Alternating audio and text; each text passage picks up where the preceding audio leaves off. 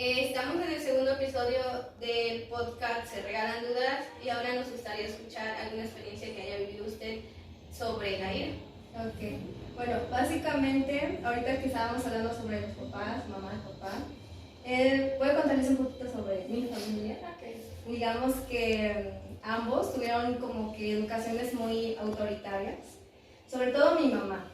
Digamos que ya su historia de vida es con violencia, tanto emocional como con física. A lo mejor ella no como en primera persona, pero ella sí vivió como, y vio como sus hermanos y hermanas pues eran agredidos físicamente.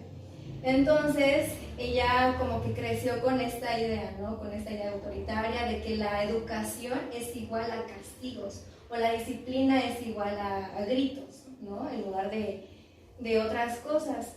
Además de que pues anteriormente la salud mental, o sea, si todavía como que no está estigmatizada, o sea, imagínate antes, ¿no?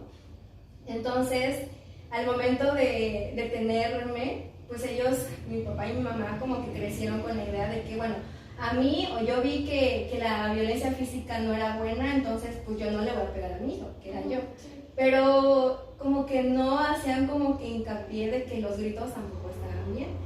Entonces, por ejemplo, si, no sé si han llevado, creo que psicología infantil todavía no, ¿verdad? No, la llevan. Pero en un momento van a darse cuenta de que los berrinches en los niños son totalmente normales. O sea, son lo esperado a esa edad.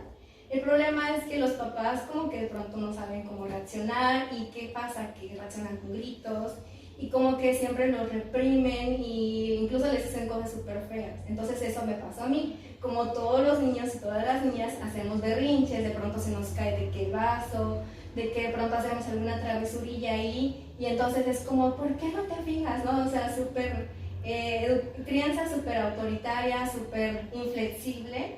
Entonces crecí muchas veces con esto y como toda niña que crece con gritos, pues yo también como que obviamente no entendía muchas cosas, yo no sabía y muchas veces a mí me dijeron que yo tenía como que la culpa porque yo era la tonta, porque yo era la que no sabía hacer las cosas, etcétera, etcétera.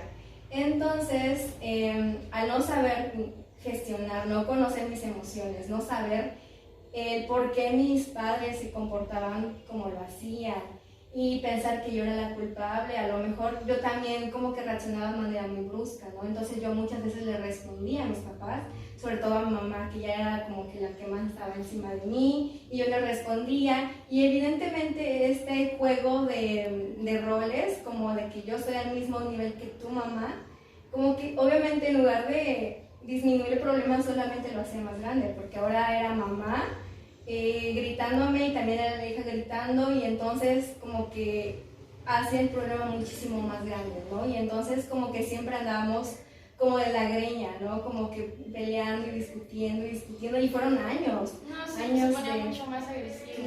Claro, porque ahora mi mamá ya tenía como motivos para decir que yo era una mala hija, porque yo era la respondona, porque yo era la indisciplinada y yo también tenía como motivo de que pues mi mamá no me respeta, ¿no? Mi mamá no me entiende, ¿no? Y sobre todo cuando en la adolescencia, que es como cuando más se revela uno, cuando más como que surge en este conflicto con la identidad de quién soy y también, por ejemplo, cuando comienzas a darte cuenta que la violencia no está bien y que por qué, o sea, se supone que son mis padres, ¿no? ¿Por qué se comportan así si son ellos los que más deberían como protegerme o guiarme o cuidarme? ¿Por qué son así?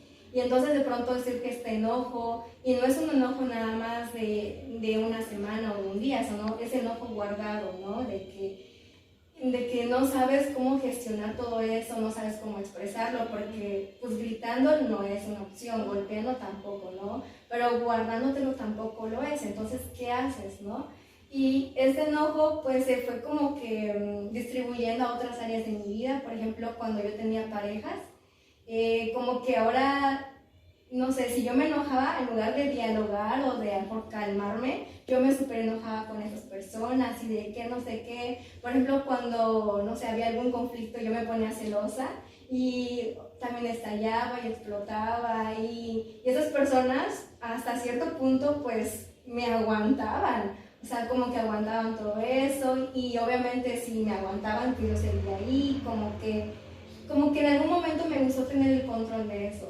hasta que después me di cuenta que no era saludable, que no era sano por esas personas, pero sobre todo por mí misma, porque vivir, imagínate, como todo el tiempo con enojo guardado y reprimido y no saber qué hacer y de pronto a lo mejor estallarlo en otra persona, pero después sentir culpa, o sea, es como que un círculo vicioso que no es saludable. Sí, pues es que todo se acumula y ya cuando ya no puedes retenerlo, lo sueltas y con la persona que menos tiene la culpa. Exacto. Y sin darnos cuenta que estamos lastimando a la otra persona. Exactamente. Y es ahí donde uno se pregunta que si uno es mala hija o porque nuestros padres pues no nos entienden. Y también surge ese pensamiento de hasta llegar a quitarse la vida por eso. Exactamente. Me gustaría escucharlas a ustedes. Bueno, igual que tú, he tenido muchas experiencias con mis papás, en donde yo sí llegaba a autolesionarme de tanto enojo, de tanta ira que yo tenía, yo llegaba a autolesionarme. Apenas no hace mucho que había empezado a ir a terapia, de hecho me enseñaron ese punto de soltar mi enojo con algún objeto suave que no me llegara a lastimar. Entonces, lo comencé a realizar al mismo tiempo que empecé a platicar con mi mamá, porque es como que con la que estoy más relacionada emocionalmente. Entonces, lo empecé a hablar y le dije, ¿sabes qué? Es que esto que tú haces o lo que tú me dices me lastima y hace que yo me enoje, y lo que ellos hacían era verme cuando me lastimaba. Entonces, hasta cierto punto me causaba tristeza, porque es como de, no te duele lo que me estoy haciendo por lo que tú también ocasionaste. Entonces, igual lo llevaba con mis parejas, lo que no podía soltar con ellos, lo hacía contra mí, lo que yo quería hacer contra ellos lo hacía contra mí y me dañaba más. Entonces, mi carácter igual no me ayudaba para nada con mis relaciones sociales, con mi relación de pareja. Así que ahorita puedo decir que soy un poco mejor, ya tiene unos 4 meses que no me ha sucedido nada de eso, afortunadamente, porque ya sí, mi cuerpo está muy marcado, entonces es muy feo. Y más al punto porque los papás no pueden llegar a entender eso. Y es como de, no, pues es que nada más tú tienes la culpa, yo no tengo nada que ver. Yo tuve un momento de enojo con mi hermano. Mis papás no, con mis papás, como les he dicho, nunca he tenido problemas graves así con ellos, pero con mi hermano sí, porque yo siempre he sido muy delgada y eso siempre me decía que tuviera cuidado, que me iba a llevar el viento, que comiera más, y bueno, me enojaba. Y fue ahí donde también me empecé a autolesionar. De hecho, tengo unas marcas pequeñas también todavía, pero sí, yo cuando me enojaba, eso hacía, me autolesionaba. De hecho, había ocasiones en que quería, no sé, hacer otras cosas más allá, pero no me controlaba y trataba de calmarme. Y igual, había veces que mi coraje lo sacaba con otras personas que no tenían nada que ver, y ahí fue donde me di cuenta que también los lastimaba a ellos, sin ellos saber por qué. Pues creo que hasta ahorita, por lo que hemos escuchado y nos has comentado sobre la ira, todos lo ven como algo malo, más sin embargo no lo es, nada más es saber cómo controlar eso, manejar eso, para que pues no nos lleguemos a lastimar a nosotros ni a otras personas. De hecho, creo que ya no lo comenté, pero la ira es funcional, es una emoción que tiene muchos beneficios. Por ejemplo, nos ayuda a poner límites. Si tú, aparece cuando hay una situación como que injusta o que así la percibimos. Por ejemplo, no sé, si alguien nos está como que gritando, ¿no? Entonces te vas a enojar. Lo natural sería eso, que te vas a enojar y eso de pronto te puede hacer decir, no quiero que me grites, no me gusta cómo me estás tratando. Entonces te ayuda como que a decir, hey, hasta aquí, no me gusta que me hagas esto. Imagínense una vida sin enojos, como que, pues no, o sea, somos seres humanos y no es posible no enojarnos. Entonces nos ayuda como que a la supervivencia, a poder marcar un alto, nos enseñan las cosas que no nos gustan.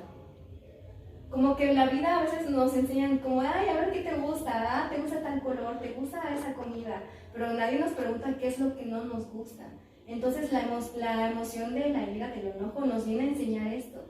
Aprende de mí, escúchame y ya después gestiónalo, exprésalo, pero no te la guardes y tampoco la saques de una forma tan impulsiva. Entonces, pues básicamente es eso. Pues sí, es un tema creo que bastante complejo, entonces pues necesitaríamos casi todo el día para estar hablando de eso, Claro. pero pues si no tienes nada más que comentar. Pues no, solamente muchas gracias por su tiempo, por la entrevista, por hacerme esas preguntas, ¿no? Y por también visibilizar esta emoción que muchas veces se habla tanto del miedo, la tristeza, de otras, pero como que la ira como que no es una emoción tan bien tocada y que incluso es muy mal vista. Igual porque no lo ven muy común, Claro. o porque no lo quieren ver. Y porque nos da miedo. Ujú.